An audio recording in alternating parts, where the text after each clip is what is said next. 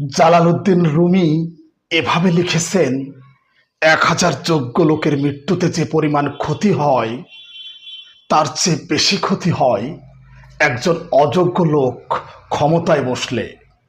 Jalaluddin Rumi এভাবে বলেছেন, ১,০০০ যোগ্য লোকের মৃত্যুতে যে পরিমাণ ক্ষতি হয় তার চেয়ে বেশি ক্ষতি হয় একজন অযোগ্য লোক ক্ষমতায় বসলে।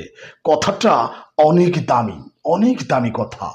স্টুডেন্টস, চলো আজকের এই ভিডিওতে আমি তোমাদেরকে একটা গুরুত্বপূর্ণ স্ট্রাকচার সম্পর্কে শেখাবো, যেটা তোমাদেরকে অবশ্যই শিখতে হবে এবং এটা খুবই গুরুত্বপূর্ণ। যদি ভিডিওটি কন্টিনিউ করো তাহলে বুঝতে পারবে। চলো মূল আলোচনায় আসি।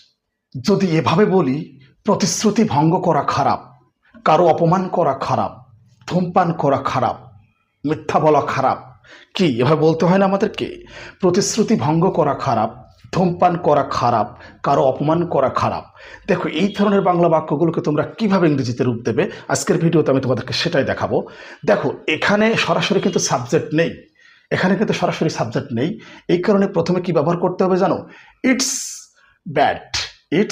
ব্যাড, জাস্ট ইটস ব্যাড, এটার পরে টু প্লাস মূল ভার্ব যোগ করতে হবে আর অবজেক্ট। একটু দেখো তাহলে বুঝতে পারবে। যেমন আমরা বলি না, প্রতিশ্রুতি ভঙ্গ করা খারাপ, it's bad to break a promise. আমার মনে হয় বুঝতে পারছো। মিথ্যা বলা খারাপ, it's bad to tell a lie. কারো অপমান করা খারাপ, it's bad to insult someone. আমার মনে হয় বুঝতে পারছো।